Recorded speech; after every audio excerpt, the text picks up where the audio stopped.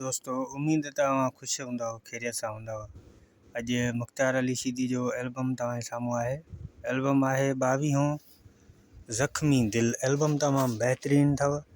हिन में सुठा गीत अथव जेके शायदि तव्हां ॿुधा बि हूंदा ऐं तव्हांखे ख़बर न हूंदी एल्बम इहो आहे। ऐं तव्हां दोस्तनि खे हिकिड़ी नंढड़ी ॻाल्हि ॿुधाए वञा त मुख़्तार शीदी जीअं लाॻीतो सचल प्रोडक्शन में एल्बम ॾींदो आहियो, तीअं शायदि कंहिं ॿिए फ़नकार एतिरा एल्बम लाॻीतो न ॾिना, छो जो हिन खे सुठी मोट मिली। ऐं हिन एल्बम में जेको मुंहिंजी पसंदि जो गीत आहे उहो गीत आहे नाहे अखि ॿुॾंदी जहिड़े तहिड़े में, हिकु तूं ई वणंदो आहे सॼे वेड़े में। हा, इहो ई एल्बम आहे ही 22हों सचल प्रोडक्शन जो। ऐं हिन में दोस्तनि काफ़ी कमेंट्स कया आहिनि। पहिरियों कमेंट्स कयो आहे एहसान अली अब्बासी साहब, लिखियो आहे उस्ताद मुख़्तार सां सिर लॻे, वॾी महिरबानी भाउ। ऐं ॿिया दोस्त आहिनि। उन खां बाद हुबदार अली भाउ लिखियो आहे जिते पंहिंजी नाहे अच्छा जिते पुॼी न सघां मां उते दिलि थी अटके। उन गीत जा बोल लिखिया अथई। वहीद भाउ लिखियो आहे वेरी नाइस ऐं खोड़ सारी दिलूं, वॾी महिरबानी वहीद भाउ। उन खां बाद जेको शहबान सोलंकी भाउ लिखियो आहे सफ़ा सुपर हिट। सिरादम लाशारी भाउ लिखियो आहे मेरा फेवरेट एल्बम है। सैयद आसिफ अली शाह भाउ लिखियो आहे मेरे पास ये कैसेट है, इसमें ईद वाला सॉन्ग मेरा फेवरेट है, वॾी महिरबानी साईं आसिफ अली शाह। उन खां बाद हुबदार अली भाउ लिखियो आहे दिलि जो मरीज़ बेस्ट सॉन्ग मुंहिंजी पसंदि जो आहे। वहीद भाउ लिखियो आहे 5 नंबर सॉन्ग ऐं 6 नंबर सॉन्ग मुंहिंजी पसंदि जा आहिनि, वॾी महिरबानियूं। उन खां पोइ हुबदार अली भाउ लिखियो आहे VIP एल्बम।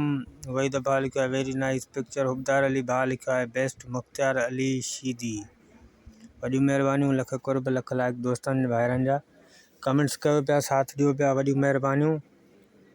ऐं तव्हां दोस्तनि काफ़ी दोस्तनि खे ख़बर बि एतिरी न आहे त ही वीडियो हलाइनि था, उनखे इहो थो लॻे त हिन में माना गीत हलणु शुरू थींदो, पर ही गीत हिन में कोई बि असां शामिलु न कयो आहे। हिन में अव्हांखे इहो था ॿुधायूं त हिन एल्बम में कहिड़ा कहिड़ा गीत आहिनि, कहिड़नि शाइरनि जा गीत आहिनि, ऐं एल्बम केतिरो सुठो आहे, कहिड़े साल में एल्बम आयो आहे, हिन में कहिड़ा गीत सुठा आहिनि, हिन वक़्तु बि माण्हू ॿुधनि था। सिर्फ़ु एतिरो नंढिड़ो कमु रखियलु आहे।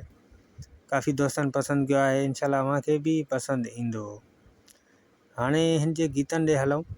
हिन जो पहिरियों गीत जेको आहे हबीबुल्लाह खोसो साहब लिखियो आहे। गीत जा बोल लिखिया अथई ग़रीब जे प्यार खां। उन खां पोइ लिखियो आहे सागर शाह साईं कलाम लिखियो आहे तमामु बहितरीनु, नाहे अखि ॿुॾंदी जहिड़े तहिड़े में। उन खां पोइ मीर मोहम्मद अब्बासी साहब जो कलाम मशहूरु आहे, तमामु घणो मशहूरु। गीत जा बोल आहिनि तोड़े ग़रीब आहियूं पोइ बि तोसां निभायूं था। उन खां पोइ आहे यार मोहम्मद जी शाइरी आहे। गीत जा बोल लिखियलु आहिनि पंहिंजी कोटा मां जोको, वतूं था वांदा घुमंदा ऐं बेरोज़गार प्यारा। इहो मशहूरु गीत आहे मुख़्तार शीदी जो। उन खां पोइ शाहनवाज़ शर जी शाइरी आहे। गीत जा बोल आहिनि मिलंदा यार हज़ार।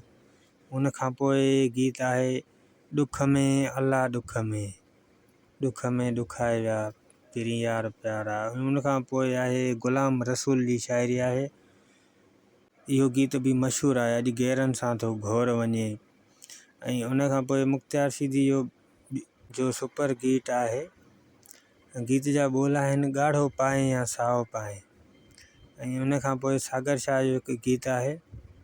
हीउ गीत बि मशहूरु आहे। गीत जा बोल आहिनि अल्लाह कर विछोड़ा ख़तमु असांजा। ऐं दोस्तो अव्हांखे वीडियो कीअं लॻो? वीडियो पसंदि आयो हुजे त वीडियो खे लाइक ज़रूरु कंदा, पंहिंजनि दोस्तनि ताईं शेयर कंदा जिन्हनि खे एतिरी मालूमात न आहे ऐं हू मालूमात ॾिसणु ॿुधणु चाहिनि था।